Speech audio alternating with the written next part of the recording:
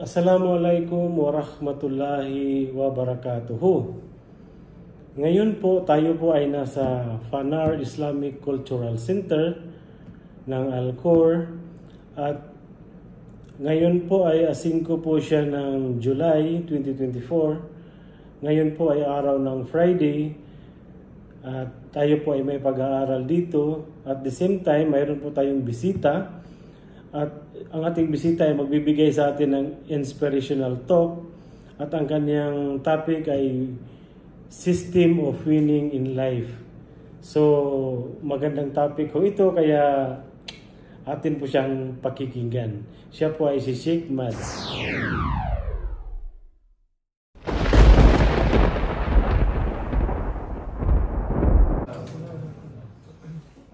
Ilan sa inyo kilala ko? Kilala ko.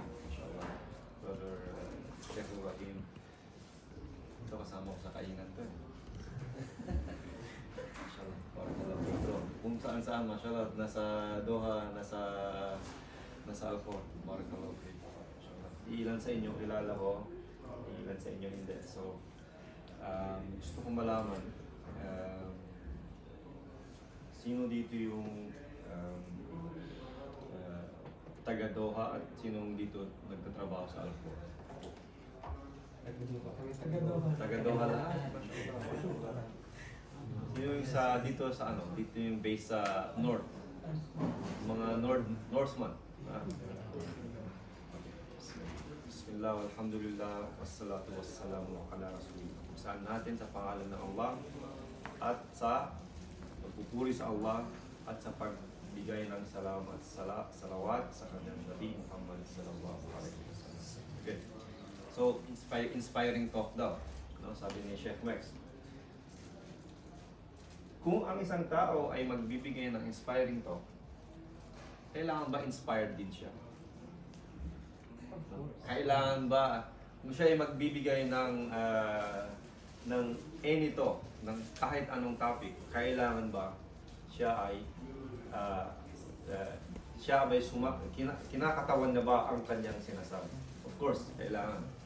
Pero pagdating sa ganitong topic, yung inspiration, motivation, mga kapatid, hindi tayo, wala tayo sa isang status sa buhay natin. Hindi tayo puro masaya na lang, hindi naman tayo puro malungkot na lang. So may mga time na hindi tayo inspired, may mga time na inspired tayo, right? So hindi po ibig sabihin na ako ay nagsasalita ng inspirational talk na parati po akong inspired. Okay? That's that. Keep that out. Okay. So, ano ba yung topic natin ngayon?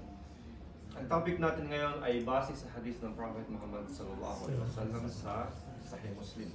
Sahih Muslim. Na kung saan kanyang dinescribe, kanyang isinilarawan ang isang pamamaraan kung papaano ang Muslim ay manalo, karoon ng success dito sa dunya, sa mundo at sa kabilang buhay. Okay. So, ang title ng topic natin ngayon ay System of Winning in Life. Inshallah. Hindi ko mo po na winning in life ay nanalo na ako, hindi po. No? Marami tayong failure, marami tayong mistakes na pinagdaanan, right? In fact, kung sinasabi ni Chef Max na isa akong director at na inspirational ang ating title, ay isa lang po ang masasabi ko, Chef Max, na ako isang expert. Expert ako sa pagkakamali. Expert ako sa failure. Expert ako sa mistakes, sa lahat ng mga pinagdaanan ko sa buhay. Yun ang masasabi. Okay. Winning, inshallah. Inshallah. So, title, System of Winning in Life.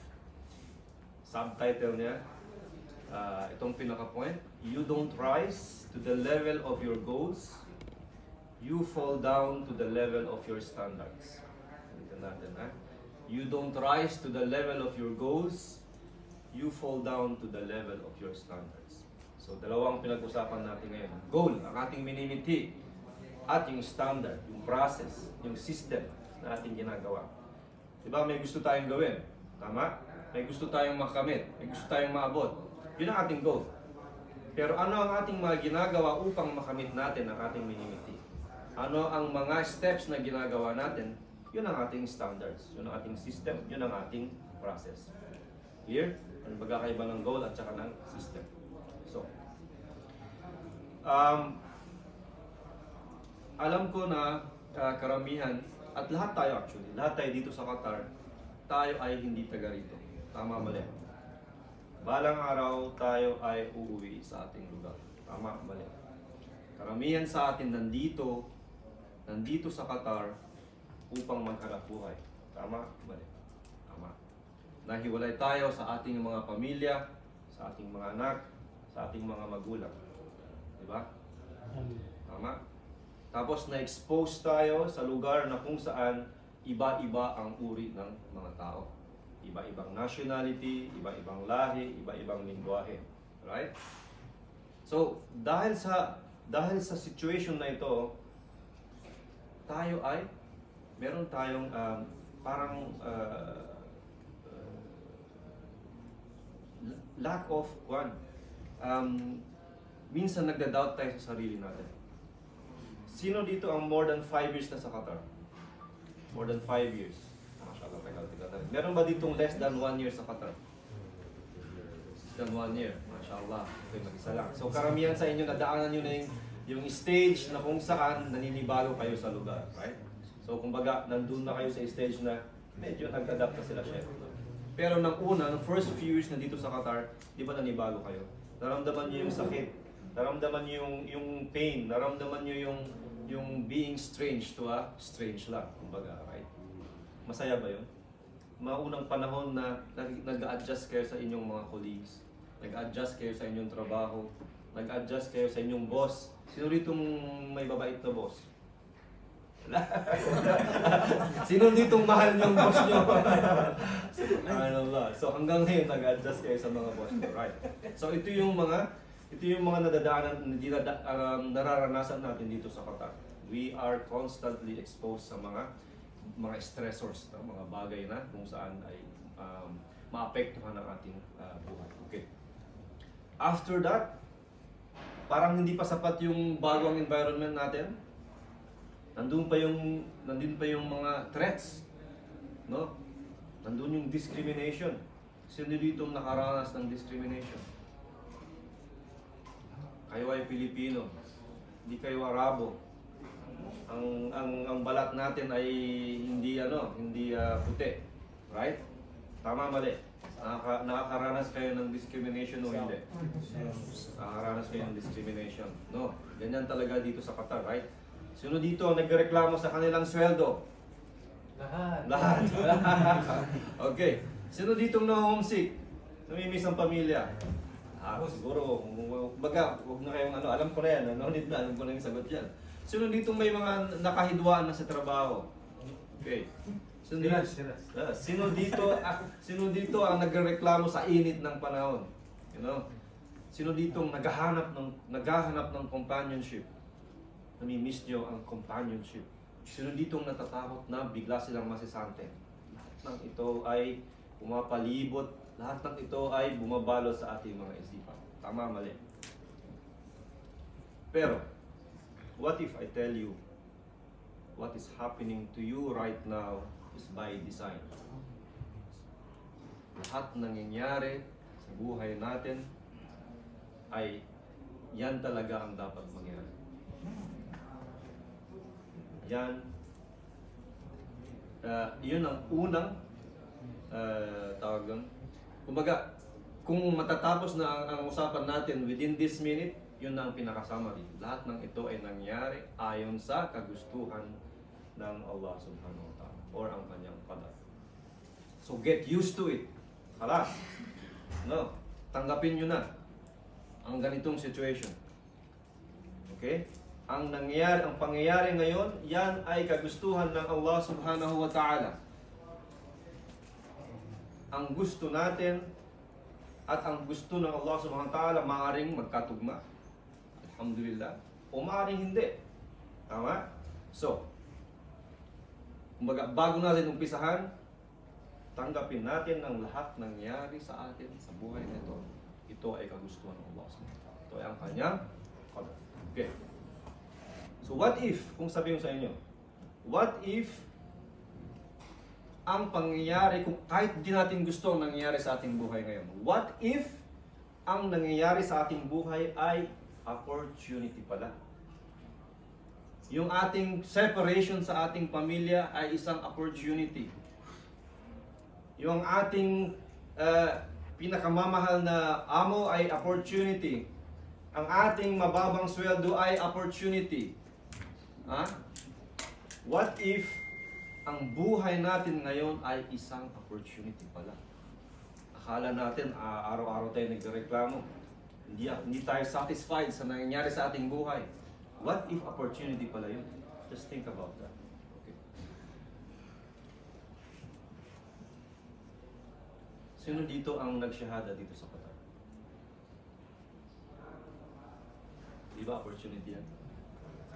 Nang dahil napunta kayo dito sa Qatar, inyong natagpuan ang Islam. Marami akong nakilala mga kapatid dahil sa paghihirap sa kanilang, sila naghihirap sa kanilang buhay, sila ay nakatagpo ng Islam. Okay? So maraming mga maraming opportunity that comes out from our adversity. Okay. So again, para umpisahan natin, put that in mind, lahat ng nangyayari sa buhay natin ngayon ayon ay kagustuhan ng Allah Subhanahu wa Ta'ala. At yun ay dapat natin tanggapin. Okay. So anong gagawin natin? Baka tanungin na ako, paano yung bro Mads? Hindi na ako mag-aspire na tumaas ang sweldo ko. Hindi na ba ako mangarap na makapag-asawa, yung mga single pa dyan? Hindi ba ako mangarap na umuwi sa Pilipinas at magnegosyo? Hindi na ba ako mangarap at magkaroon ng mas magandang buhay? No. Hindi po. Ang qadar ay ginagamit lamang sa pagtanggap sa nakaraan. Past. Pag nangyari na, dyan mo gagamitin ng qadar. Pero sa future, sa hinaharap, huwag mong sabihin qadar ko to, kaya hindi ko na gagawin yun. No. Como hindi ka natapos sa pag-aaral, huwag mong sabihin na hindi ako natapos sa pag-aaral, hindi na ako magiging professional someday. No. You're still alive. Buhay ka pa, humihinga ka pa, meron ka pang kakayahan na baguhin ang iyong buhay. Mga kapatid, huwag mong sabihin na lugi ka sa negosyo, hindi na ako magninegosyo ulit buong buhay ko. No, qadar yun. Yun ay qadar ng Allah Subhanahu wa Ta'ala. Yun ay magagamit mo lamang sa nakaraan. Pero sa hinaharap, you don't use qadar. In fact, the opposite. So, what if, nasabi sa inyo, what if ang lahat ng nangyayari sa buhay natin ngayon ay isang paraan ng Allah Subhanahu wa Ta'ala upang ma-improve ang ating buhay? At ang Prophet Muhammad sallallahu alaihi wasallam, katulad ng binanggit ko kanina, meron siyang hadith na kung saan maaari siyang maging guide, magiging system, maging standard ng ating buhay. Ito yung hadith na ito. Sinabi ng Propeta Muhammad sallallahu alaihi wasallam, "Al-mu'minuna al-qawi khairun wa ahabbu ila Allah min al-mu'min ad-dha'if wa fi kullin khair. Ihris ala ma yanfa'uk wasta'in billah wa la ta'jiz wa in asabaka shay'un fala taqul law anni fa'altu kana kadha wa kadha walakin qul qadarallahu wa ma sha'a fa'ala fa inna law tahtahu 'amal ash-shaytan." Sahih al-Bukhari, Sahih Muslim, sorry. Sabi doon, a strong believer is better and more beloved to Allah than a weak believer. Ang isang mananampalatayang malakas, yun ang translation, no, strong, qawi. Ang malakas na mananampalataya ay mas mainam at mas kalugod-lugod kay Allah Subhanahu wa Ta'ala than the weak believer.